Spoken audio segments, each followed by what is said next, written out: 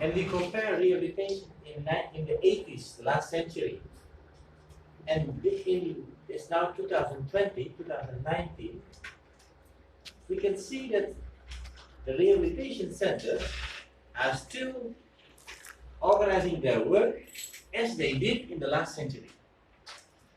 There are still orthopedic workshops, there are still rehabilitation, and people get admitted in rehab centers. If there is a service, are you leaving? No, I'm just following up on the concept. Okay. So, and with cerebral palsy, which is a neurological disorder, it has nothing to do with polio, so you should do it in a different way. So, rehabilitation has to change because all the orthopedic cases, you still have club feet, you have amputations, you have deformities on knees and hips, all those things are still disabling people, but more and more, those conditions can be mainstreamed. You just go to the Accra General Hospital and we do surgery for clubfoot. In the last century, this was not possible, but nowadays, those conditions can be treated and be mainstream. But when it comes to neurological disorders, it's different. Because a clubfoot you can cure, you can correct, and you can say, okay, you're fine now, you can go to school and the prosthesis or a special shoe.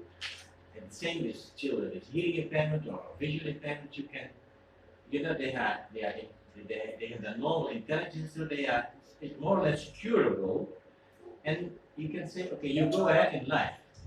When it comes to neurological disorders, it is more difficult.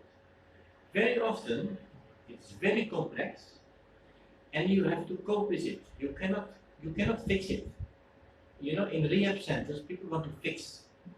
They want to fix it. You can't fix cerebral palsy. You can't fix a neurological disorder because it is a condition which is always there. The only thing you can do is you can improve many things. But for that you need skills. You need to know what to do.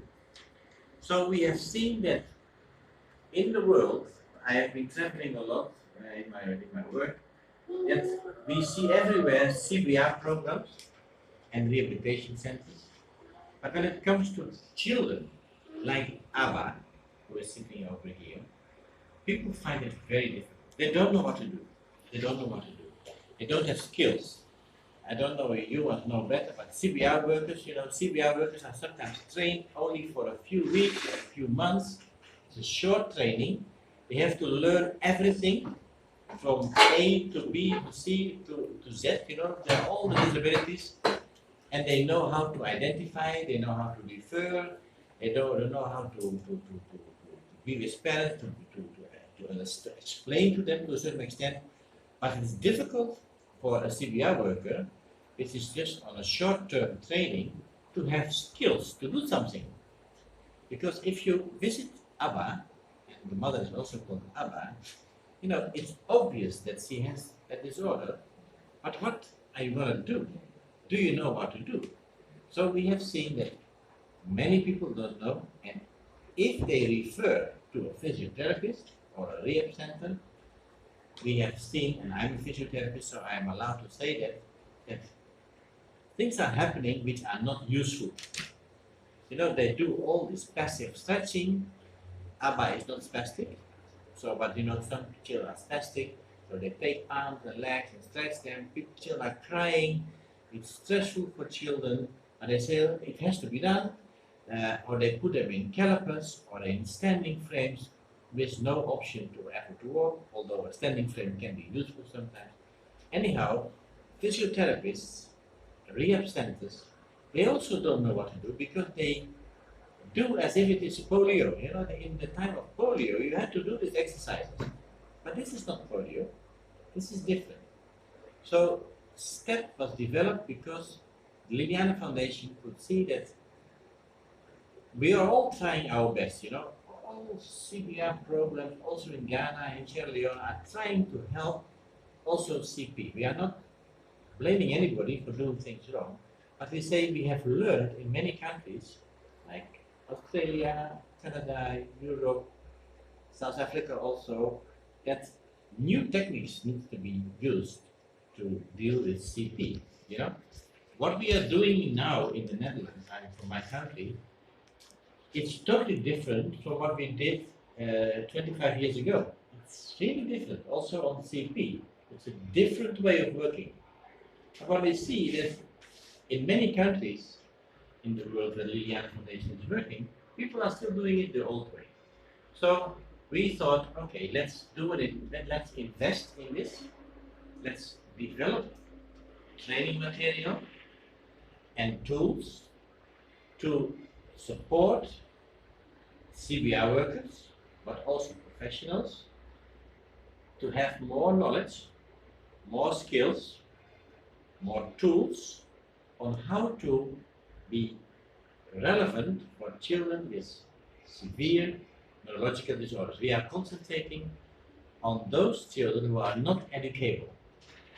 You know, because with CP, some children are very intelligent, no matter how spastic they are. Sometimes they cannot talk or they are very spastic, and they can be very intelligent.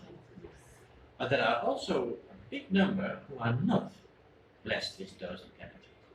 So for these children, the burden is very high and the stress also for parents, because they, as Karen said, you know, they have to take care 24 hours a day for their child.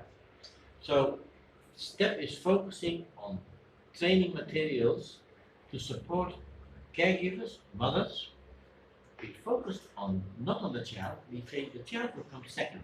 We first focused on the parent. What is the problem the parent is having? What is your burden? We will ask later on to the mother of Abba, and will, based on this assessment and based on the capacity of the child, together with the mother or the caregiver, we will come with an assessment and a goal setting and try to work on very realistic, small goals. Because every mother says, I want my child to walk. Maybe you will also say, what do you want? I want my child to walk, of course, to school. But you know, when you see Abba like now, we don't say in future, we don't take it away, that hope that people have, but we say, if we look at Abba now, he's not yet ready for walking. Now we have to set another goal. We have to set another goal. Let's focus, let's concentrate on what we can do now. And let's see what we can do, what we can train you to do in daily life to have Abba function in a better way when it comes to feeding, to sitting, to activities. Anyhow, this depends on the disability of the child. So, and for those children, like the child of Hannah, who is educable, it's different. There also we have the same approach with field workers, but there, you know, those children, they need to go to regular schools. There's only one place they need to go, a school. And there is the lobby and the advocacy in this country also going on, and Hannah is there, and you are strong on that those children, wherever possible, should really go to a regular school. That is the fight, you can say. We are advocating for that children will go to regular school. But for children who lack the intelligence, or for those where it is too difficult, they also have a right not to go to a regular school, because they will only sit there and do nothing, but they need to go to daycare. Daycare, and not very expensive commercialized, you know, because of course it needs to be a bit, you need to maintain your daycare, but good daycare services connected with parent support groups, just to support caregivers and allow them not to be the prisoner of their child for 24 hours a day. There is a need for support structures. Support structures are not there, and that's what's needed. So STEP is there to promote it, to facilitate, and to train professionals and CBR workers with skills, and we have developed a few tools, and one of them will be explained to you by Kenneth now. We have developed an app on the smartphone on CP, so it's being developed still further. But you know, it will be very easy and intuitive. Not yet ready, but you can go from people can learn in a very easy way what it is and what you can do and how you can set goals. That's the app. Then there is the training materials. We have used existing material. We didn't invent anything new. We just used what is there already. And we have organized a few sessions of a week training for field workers. And we have WhatsApp groups where people are connected and they can share videos and photos and stories. And we have also a website where you can learn, if you want to learn, read articles or read stories, you can go and visit our website and learn much more on the foundation. That is STEP. And STEP is so it is trying to make the existing services better, because we all know we are all trying to help TB children, but we want to do it better. Say we have an ABC for STEP, you know. The A from the ABC is the A. STEP is an approach. The STEP is just a way of working. That's the A. The B, it is aiming to have better quality. So we do research on evidence. We want to know what the effects are, and we have formulated our criteria and indicators. So it is about quality of life, and you will learn more from the letter of life that is in our booklet. We want to see whether the interventions that we are offering are effective. And if they are not effective, we will change. We want to have evidence on what we do, because too much is going on in disability without any research, without any evidence. We are just doing it, but we don't know whether it is successful, yes or no. So we want to know the effects and the evidence. And the C from ABC is it is about coaching. The CBR workers, like Joseph, CBR worker, coaching. So we are coaching CBR workers not to do it themselves and come there and a family like a professional to do the therapy, but to coach the parent on what they can do. That's your role. That's the role of the CBR worker. And the CBR worker should, of course, have the knowledge and understanding on what to do and the skills, and the CBR worker will be there to facilitate and to coach and to support and etc. The caregiver on what to do. And only if needed, and for a short time, a child can be admitted in a rehab center if there is a specific reason for that. Let's say you want to test it out whether the child can benefit from a certain device, or standing, or sitting, or even walking, because many CP children finally also start walking. Yeah? When they are 7 or 8 years old, they can start walking. Sometimes when they are 3, 4 years old. So that can be a reason for children also to be admitted for a specific reason, for a specific period, for a specific goal, for a rehab center, to see whether intensive training can help the child to do that. And for the rest, you know, it is not rocket science. It's very simple. We use simple language also on the app. We even avoid the word spastic. You know, we say it is stiff muscles.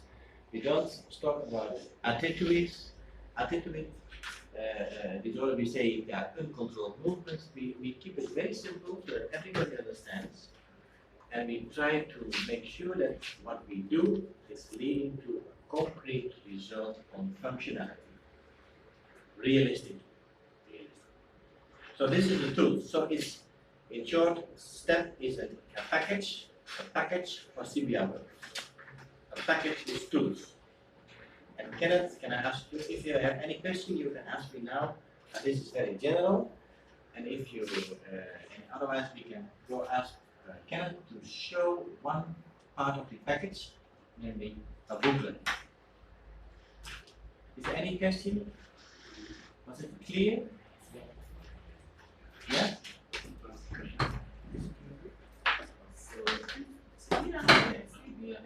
Sorry?